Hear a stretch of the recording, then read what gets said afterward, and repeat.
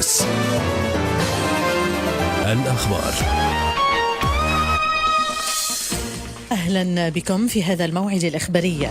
وزارة الصحة تعلن تسجيل 1784 إصابة جديدة بفيروس كورونا تعود لعينات تم تحليلها يوم أمس 30 أكتوبر، إضافة إلى 64 وفاة تتوزع على 44 وفاة جديدة يوم أمس و20 وفاة سابقة.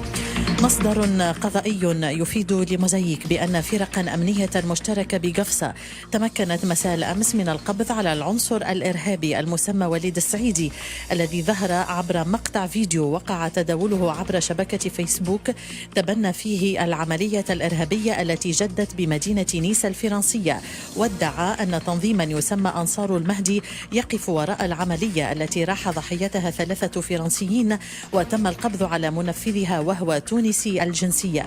ووفق المصدر القضائي ذاته فقد وقع أيضا إيقاف العنصر الذي قام بتصوير الفيديو، وتمت إحالتهما على الفرقة الوطنية للبحث في جرائم الإرهاب بالعاصمة.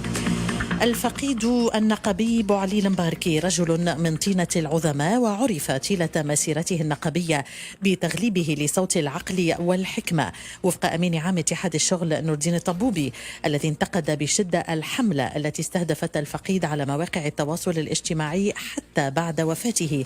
يأتي ذلك في تصريح لمبعوثتنا هاني السلطاني. تلك هي مشيئة الله، إن لله وإن إليه راجعون، كل نفس ضيقة الموت، رب يرحمه وينعمه.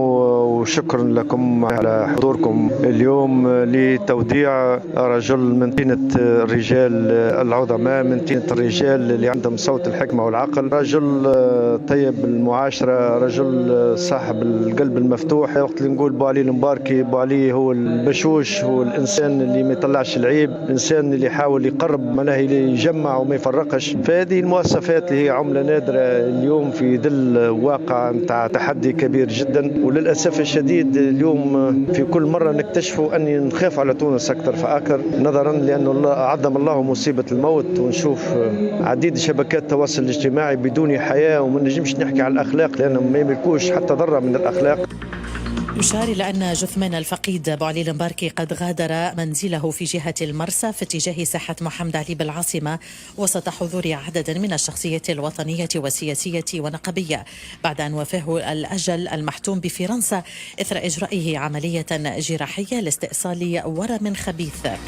الديوان البشري للأسرة والعمران البشري يعتزم إحداث فرق متنقلة وأخرى قارة للمساعدة على تحديد النسل والتباعد بين الولادات، في ظل انتشار ثقافة معاكسة منذ الثورة دفعت النساء إلى التراجع عن طلب المساعدة في مجال الصحة الإنجابية.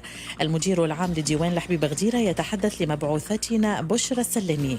نعرف احنا في الديوان الوطني للأسرة والعمران البشري إذا فما دراسات اللي ورات اللي فما نقص الحاجيات غير ملبات فيما يخص مساعدة على منع الحمل والمساعدة للتباعد بين الولادات. كانت تقريبا 7% عام 2012 ولات 20% عام 2018. نقولوا اللي هو مشكل كبير، خاطر باش يرجع تراجع باش يقع في تحديد النسل. صحيح وقع تراجع في التغطية بالوسائل، مش كان معلاش نمكنوا منهم نساء، لكن حتى الطلب منقص شوية. وقعت من وقت الثورة أمور تثقيف معاكس للتثقيف نحبه احنا. على كل حال احنا اليوم باش نعاونوا نفعلوا أكثر ما يمكن الآلات التثقيفية، خاصة باش نعتمدوا على الفرق المتنقلة والمراكز القارة باش نوصلوا أول حاجة وسائل مراقبة الحمل، وكذلك زاد التثقيف مهم جدا باش نشبوا نقصوا شوية من العقلية هذه التراجعية.